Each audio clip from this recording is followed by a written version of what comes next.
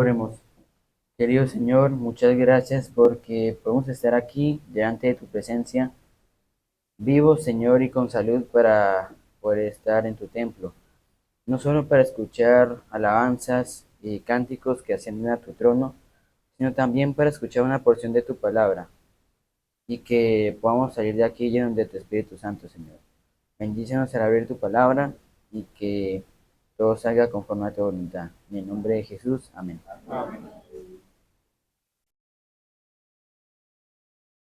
A continuación vamos a cantar el mismo lema y hemos orar.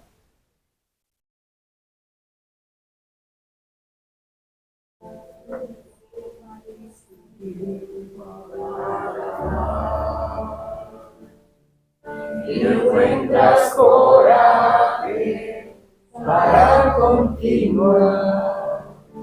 Cuando otra vez perdí la dirección, Dios envía ángeles para ayudar. Él bien sabe y conoce el corazón. Sabe de las luchas que enfrentas tú. Y si no puedes agradar a Dios, por eso ábrele hoy tu corazón.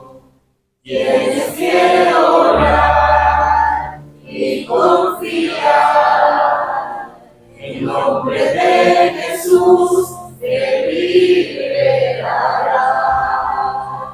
Solo confía en la cruz del Calvario. Verás tu nombre allí, salvado por gracia. Tienes que orar.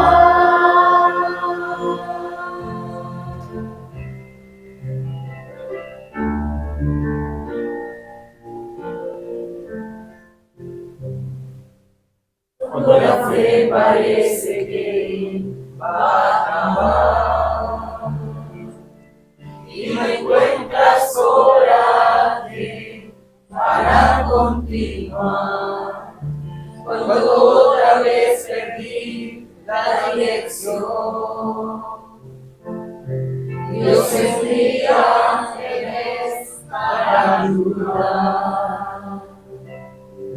Él bien sabe y conoce el corazón. Sabe de las luchas que enfrentas tú. Y si no puedes agradar a Dios, por eso ábrele hoy tu corazón. Tienes que orar y confiar en nombre de Jesús. Te liberará. Solo confía en la cruz del Calvario. Verás tu nombre allí, salvado por gracia. Tienes que orar.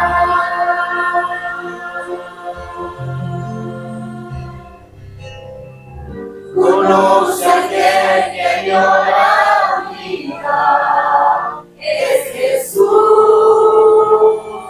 mi Señor.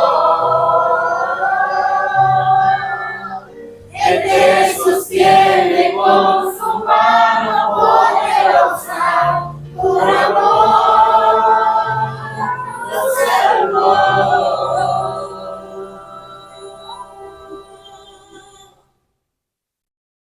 Tienes que orar y confiar en nombre de Jesús. Te liberará. Solo confía en la cruz del Calvario. Verás tu nombre allí, salvado por gracia. Tienes que orar.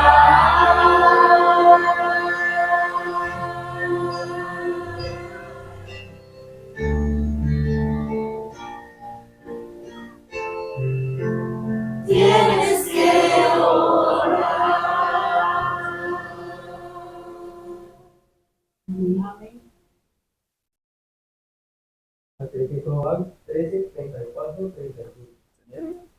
Juan 13:34 al 35. Un mandamiento nuevo os doy, que os améis unos a otros, como yo os he amado, que también os améis unos a otros. En este conocerán todos que sois mis discípulos, si tenéis amor los unos por los otros. Amén.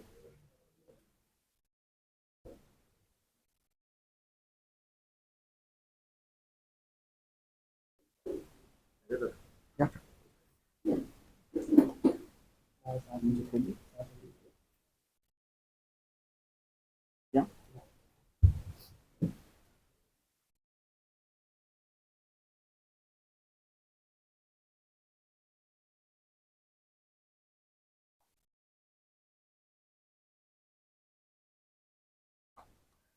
Muy buenos días, hermanos. Un feliz sábado para todos. Bienvenidos a todos. Me da gusto poder ver la iglesia llena, aunque también me da un poco de nervios, pero es mejor que esté llena que no esté vacía. Me gustaría empezar con una oración ahí donde están, antes de empezar. Oremos. Querido Señor, gracias por este sábado tan bonito que nos das, porque estamos aquí frente a ti, Señor. Te pedimos en este momento que tu Espíritu nos dirija y que podamos entender lo que tienes para nosotros en esta mañana. En el nombre de Jesús, amén. Hoy ya es el último día, ¿cierto? De los 10 días de oración, el día número 10. ¿Y cuál era el título de este día? ¿Alguien lo recuerda? ¿Nadie? El título del día de hoy decía, practica la generosidad radical. Y quisiera que leamos el versículo que aparecía ahí, Hechos 4, versículo 32 al 37. Lo dije ayer y también lo digo hoy. Me gusta bastante que, pues, que sea seguido porque pasamos de la última parte de Hechos 2 al siguiente, Hechos 3, y ahora en Hechos 4. Es decir, que vemos, ¿cierto? Los versículos seguidos y pues el transcurso como fue. El versículo 32 empieza diciendo, la multitud de los que habían creído era de un corazón y un alma. Ninguno decía ser suyo propio nada de lo que poseía, sino que tenían todas las cosas en común. Y con gran poder los apóstoles daban testimonio de la resurrección del Señor Jesús, y abundante gracia era sobre todos ellos. Así que no había entre ellos ningún necesitado, porque todos los que poseían heredades o casas las vendían y traían el producto de lo vendido. Lo ponían a los pies de los apóstoles y se repartían a cada uno según su necesidad. Entonces José, a quien los apóstoles pusieron por sobrenombre Bernabé, que significa hijo de consolación, levita, natural de Chipre, vendió una heredad que tenía y trajo el producto de la venta y lo puso a los pies de los apóstoles. El libro de Hechos y todos estos días hemos visto, ¿cierto? Cómo la iglesia va en ese proceso de ir mejorando, de ir afianzando su comunión con Dios y también cada vez eran más unidos, cada vez estaban más juntos, más en comunión y su amor aumentaba unos por ellos y hacia las personas de afuera. Y aquí también nos muestra que este pueblo no solo predicaba un mensaje, sino que ellos también vivían una realidad transformada por el Espíritu Santo. Es decir, lo que ellos predicaban no solo era de boca, sino también lo expresaban con su corazón. Después de la persecución, que los romanos no querían que ellos hicieran esta labor, y las amenazas y la oración intensa, la iglesia es interesante que no se separa, no se enfría, y es bonito de ellos porque vemos en esto que realmente eran unidos y que estaban juntos, comprometidos. En cambio, la iglesia se fortalece y poco a poco aprende de las circunstancias para ir afianzando su fe y confiar más en el Señor, porque somos dependientes de Él. Este pasaje de la Biblia es como si hiciéramos nosotros una foto, una fotografía, y vemos ya una iglesia que ya está madura, una iglesia muy bonita, quizás en su era de esplendor, una iglesia unida en propósito, poderosa en su testimonio y desprendida en su manera de vivir. Esta iglesia ya hemos dicho que nos damos cuenta que no era por la unión de ellos que lograban bautizar a tanta gente y que lograban que vinieran a la iglesia, sino era porque ellos dependían plenamente del Señor Jesús y el Señor era el que terminaba la obra. Ellos ponían allí la semilla y el Espíritu Santo culminaba lo que ellos habían empezado. Y para hoy sábado me gusta que este mensaje es muy bonito porque nos recuerda que el verdadero culto no termina hoy al salir a la una hacia nuestras casas, sino que sigue y se refleja en cómo vivimos, en cómo compartimos con las demás personas a través de la forma de hablar y expresarnos y cómo esperamos nosotros la venida del Señor Jesús. Y me gustaría que dividiéramos, ¿cierto?, el tema de hoy en tres cosas importantes que creo yo para nuestra vida, para crecer personalmente y como iglesia, y lo dice aquí en la Biblia. La primera es que esta iglesia unida anunciaba con poder la esperanza futura. Los versículos 32 y 33 dice, la multitud de los que habían creído era de un corazón y un alma. Ninguno decía ser suyo propio nada de lo que poseía, sino que tenían todas las cosas en común. Y con gran poder los apóstoles daban testimonio de la resurrección del Señor Jesús y la gracia sobre ellos era muy abundante. El texto comienza diciendo que los creyentes eran de un corazón y un alma, ¿verdad? Y también nos dice, o bueno, podemos aprender de allí, que esto no significa eh, algo superficial, sino que más bien era una señal de una dirección espiritual que ellos estaban teniendo. Había unidad entre ellos porque todos miraban hacia el mismo centro, que quién debe ser Cristo Jesús. Cristo resucitado y su pronta venida, porque ellos, cierto, habían venido de antes que el Señor Jesús había resucitado. En la escuela sabática, no me acuerdo, hace una semana, hablaba de cuando Jesús ascendió en las nubes y los apóstoles estaban allí y ellos predicaban esta esperanza de que Jesús vendría otra vez y lo hacían con poder y con convicción. Aún nosotros también tenemos este mensaje que dar. El versículo 33 dice también que los apóstoles dan testimonio con mucho poder acerca de esto y la esperanza de la segunda venida para ellos no era solo hablar y decir Jesús va a volver pronto, sino que también era algo que estaba calcado en el corazón de ellos. Ellos lo decían de verdad de corazón, ellos creían eso, estaban convencidos de esta verdad. Si no fuera por eso, probablemente la fe de ellos no tendría sentido, porque eso era lo que los llenaba de ansias, de querer predicar este mensaje y asimismo ellos prepararse para este momento.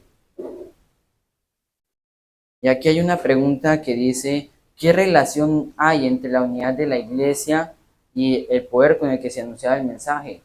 Yo puedo decir que si si la iglesia no predicaba ese mensaje con poder, con autoridad, realmente convencidos de que eso iba a suceder, pues probablemente a la gente que ellos le hablaran no le iban a creer de la misma forma.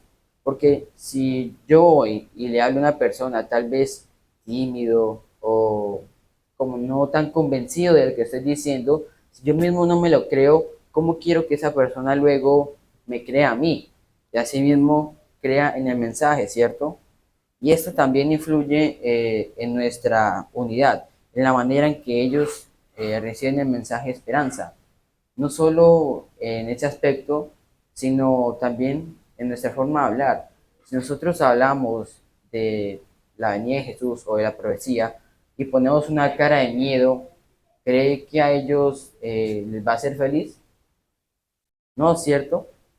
Si yo voy y a esa persona le digo que las 7 copas, que los 7 sellos, los 6 caballos, y le hablo como con cara de miedo, como si a mí mismo no me pareciera, como si fuera algo raro, pues a esa persona no le va a quedar bien y no me va a hacer tanto caso. Esta parte del mensaje nos enseña que una iglesia que está dividida, por supuesto, pierde su claridad y el enfoque, pero si está unida, juntos, como dice la frase, eh, entre más una y más fuerza, juntos somos más fuertes. La unión está en la fuerza, gracias. Sí. Segundo, dice que la fe verdadera de ellos se manifestó en solidaridad práctica. Y esto lo resalta mucho a lo largo de la semana del tema de la solidaridad. Versículo 34 dice, así que no había entre ellos ningún necesitado, porque todos los que poseían heredades o casas las vendían y traían el producto de lo vendido, y lo ponían a los pies de los apóstoles y se repartían a cada uno según su necesidad. Es interesante, ¿cierto?, que Lucas aclara que entre ellos no había ningún necesitado. Y aun así que ellos eran una iglesia grande, nos impresiona, ¿cierto?, a día de hoy, que hablara de esta forma tan convencido. Lo que significa es que ellos andaban solos, no, ¿cierto? Andaban en comunión, estaban unidos y se ayudaban unos a otros. La fe que ellos proclamaban se expresaba también en el amor y cómo servían a las demás personas. Es importante también hablar de que esta forma de solidaridad no era obligatoria, no era porque la Biblia dijera o porque los escritos dijeran que tenían que vender sus casas o eso, no. Era porque ellos realmente estaban convencidos de que si el Señor les había dado todas estas cosas y a ellos les hacía bien en su comodidad, pues también podían ayudar a otras personas. Y por eso ellos hacían esto de corazón realmente, no porque los obligaran. Asimismo también es bonito ver a estas personas de esas asociaciones como ADRA y otras más que cierto ayudan a las personas más necesitadas, sobre todo que hace mucha hora en el continente de África y demás. Y es bonito ver que esas personas realmente lo hacen porque aman a esas personas y que tienen deseos de sentir. Hay una frase que dice, bueno, hay gente, hay personas que viven para servir, ¿cómo dice?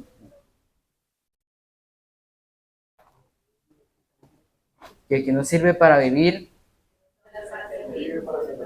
exactamente, eso quería decir. Bueno, me enredé ahí.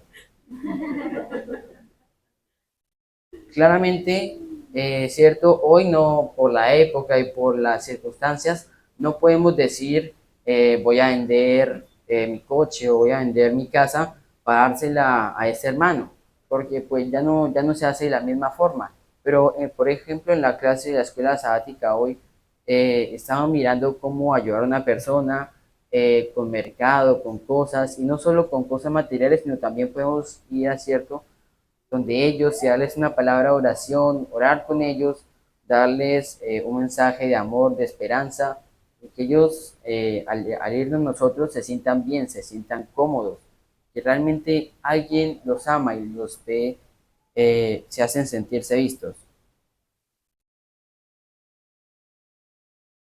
Otra pregunta aquí dice, ¿qué nos enseña este pasaje sobre la relación entre la espiritualidad y la responsabilidad hacia los demás?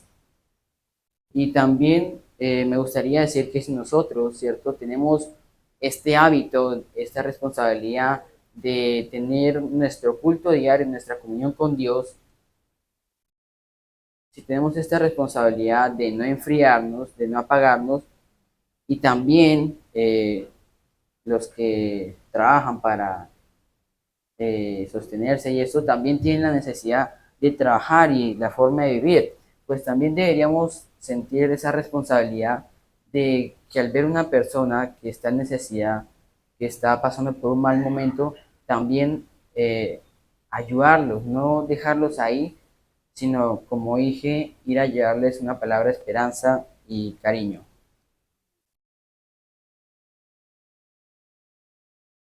Y para ir cerrando, por último, quiero terminar con una parte muy importante y es Bernabé, un ejemplo concreto de amor, servicio y entrega al Señor, una entrega completa de su confianza en Dios. Los últimos dos versículos, el versículo 36 y 37, dice, entonces José, a quienes los apóstoles pusieron por sobrenombre Bernabé, que significa hijo de consolación, levita, natural de Chipre, vendió una heredad que tenía y le trajo el producto de la venta y lo puso a los pies de los apóstoles. Esta parte de la Biblia termina con un ejemplo personal, con Bernabé. No sé si a ustedes, pero a veces en el colegio, cuando hay exposiciones, a mí siempre me gusta dar ejemplos, porque así la gente no haya entendido todo el chorrero de palabras que yo he dicho. Si yo digo un ejemplo de la vida práctica, esa gente pues va a entender eso más fácil. Y aquí también nos da un ejemplo práctico que es Bernabé, la vida de Bernabé. Bernabé no se presenta como un héroe ni como alguien muy especial, sino como alguien que realmente entendió en su corazón el sentido y el propósito del reino. Vendió su propiedad y le dio el dinero, ¿cierto?, a los apóstoles. Bernabé tampoco hizo esto para ser visto. Vemos que también los fariseos muchas veces echaban su bolsada de monedas en el arca de ofrendas y ellos lo hacían para que la gente lo mirara, para que dijeran, ah, este hace buenas cosas y este ayuda mucho a los prójimos. Pero en este caso, eh, vemos que en esta iglesia no es así.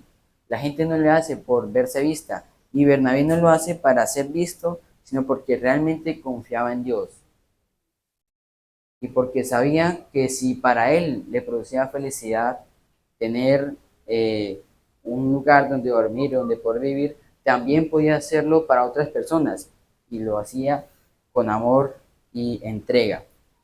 Quiero salirme un poco del tema y contar una historia que me gustó mucho, que también habla muy bien y pega con el mensaje, y es que una vez habían dos hombres que iban caminando hacia un lugar y en medio del camino se les apareció otro hombre que tenía la facilidad o no sé de darle lo que ellos quisieran, cualquier deseo, como un genio.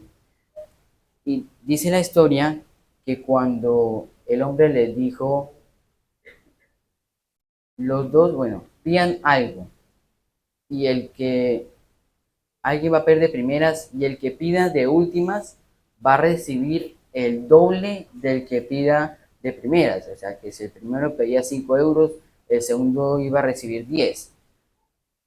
Se me olvidó decirles que un hombre de los que iban caminando, uno era envidioso y el otro era egoísta. Y entonces ellos se lo pensaron, lo que dijo el Señor, y la historia dice que pasaron horas y horas y horas y nada que nadie pedía. Y el Señor estaba ahí esperando a que los dos pidieran y ya después de tanto tiempo, el envidioso, ahí viene lo que quiso pedir. El envidioso dijo esto, mire, Señor, yo quiero pedir que me quites un ojo. Y ustedes saben lo que le pasó al otro, ¿cierto? El otro recibía el doble, así que al otro se le quitaron los dos ojos. Puede sonar chistoso, pero es triste, la verdad, y nos enseña algo muy importante y es lo que veníamos diciendo acerca de las propiedades y eso y de ser generosos. Por eso el día de hoy era practicar la generosidad radical. Bernabé no hizo esto para que lo miraran o para que lo consideraran una persona importante o rica. Su acto muestra que la verdadera generosidad nace de una fe que reconoce que todo le pertenece al Señor, porque Él es el dueño de la plata y el oro. Y Él, nosotros en esa tierra, no solo nos ha dado una misión de dar este evangelio, sino que también nos ha puesto aquí como siervos de Él, como mayordomos. Y tenemos muchas cosas que administrar: el tiempo, la familia, las posesiones, nuestro cuerpo, que es templo del Espíritu Santo, y muchas cosas más. Este mensaje también es de mayordomía para que nosotros seamos íntegros en todo, seamos amorosos con nuestros hermanos, seamos comprometidos con la misión, unidos entre todos y también generosos.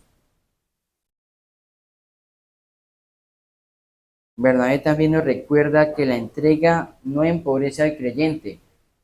No significa que Bernabé dio esto y se quedó pobre, no. Significa que de una u otra forma se sintió liberado. También recuerda la historia de el joven rico que decidió irse con todos sus cientos de camellos llenos de riquezas y no seguir al Señor Jesús. Y a pesar de que él se sabía toda la ley, los profetas y los 10 mandamientos, aún así cambió de decisión. Y por eso hay un versículo en la Biblia que dice que entraré más rápido al reino de los cielos. Bueno, que un rico entra, pasa más rápido un camello por el ojo de una aguja que un rico al reino de los cielos. Gracias. Es clara la enseñanza. Este pasaje me gusta, que nos presenta una iglesia que vivía unida en esperanza, una iglesia que anunciaba con poder, que estaba convencida realmente de lo que decía y que también lo tenía en el corazón. Esta iglesia también actuaba con solidaridad. Había comunión entre ellos y nadie estaba necesitado. Y finalmente se entregaba con generosidad y entregaba su vida completamente al Señor. Amén. Este modelo de iglesia y todos los que hemos visto a lo largo de la semana, ¿creen que es una meta inalcanzable para nosotros? No, ¿cierto? Podemos alcanzarla, podemos llegar allí, pero solo si tenemos voluntad y carácter, fuerza para poder hacerlo, ¿verdad? Para entregar nuestra vida al Señor Jesús y rendirle todo lo que tenemos a Él. Como hoy es el último día de los 10 de oración, aquí tengo un mensaje más o menos que resume, y el llamado es claro: vivir para el reino, no solo hablar de él. Que todas estas palabras que he dicho no solo se queden en sus mentes, sino que también podamos ponerlas eh, en acción en nuestra vida diaria y llevarlas a cabo. Cuando una iglesia entiende esto, su testimonio se vuelve visible, es coherente y muy poderoso, preparando corazones para la venida de Jesús. Amén. Eh, Me gustaría terminar con una oración, si les parece, y luego seguimos con la dinámica. Si quieren, en sus pies, ¿puede ser? Sí, sí, de pie, por favor.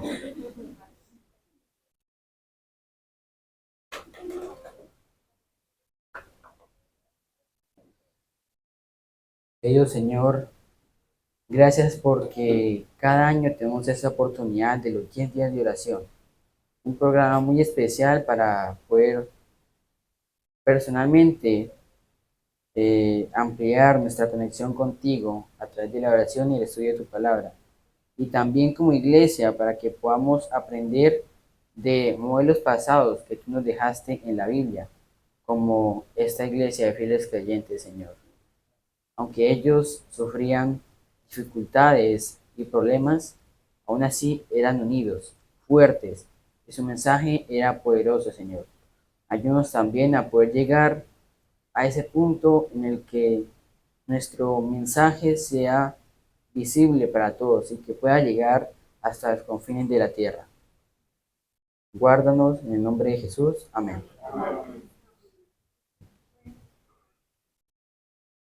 Pueden tomar asiento. Vamos a hacer una pequeña dinámica de oración. Va a pasar la hermana Marcia recogiendo.